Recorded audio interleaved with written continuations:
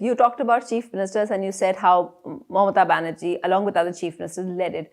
Your team, your organization that you founded, which is a strategy team, which is IPAC, is helping Mamata Banerjee right now. What do you assess the impact of her movement? We've seen huge mobilization by her in the last few days on this issue of the citizenship amendment and the issue of NRC. What do you think the impact is going to be on the Bengal polls?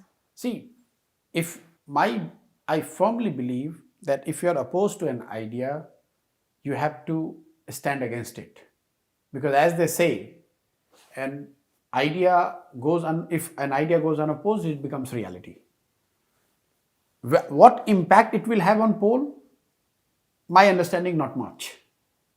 Contrary to what the popular perception or analysis is, I don't think elections are fought only on one piece. When the elections in Bengal will happen, it will happen to elect the government which people of Bengal think is in the best interest of the state.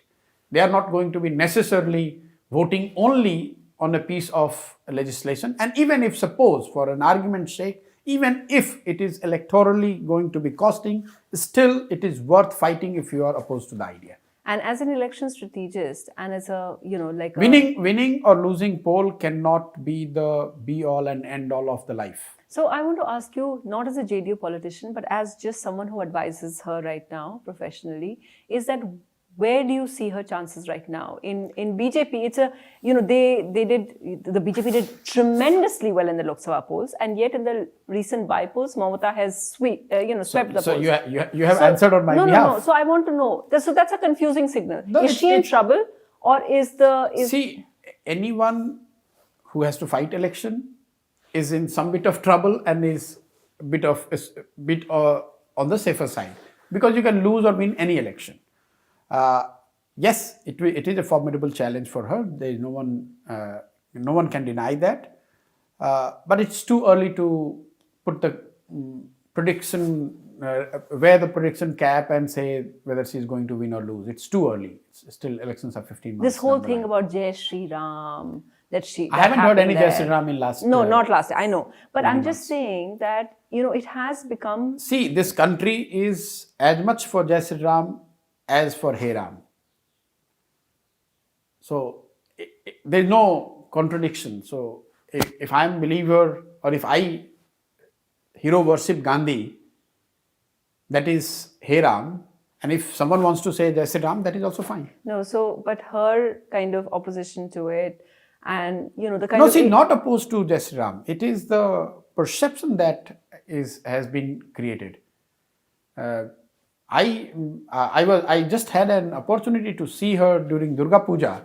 She goes to hundreds of Durga Puja pandals. She opens those pujas. She chants mantras. She offers prayers. She does aartis. Everything that what a normal Hindu families do. So this whole idea that she is opposed to a particular line or a particular slogan is more of a, I would say it's a perception that has been created. I understand what you're saying, but I just wanted to ask you that, I know that you're saying that it's what's being created, but has the BJP, again, I'm telling you to put on your strategist cap and say that has the BJP in a way been successful in their projections of these issues? And is that impacting, is that harming her? No, I don't have that understanding right now.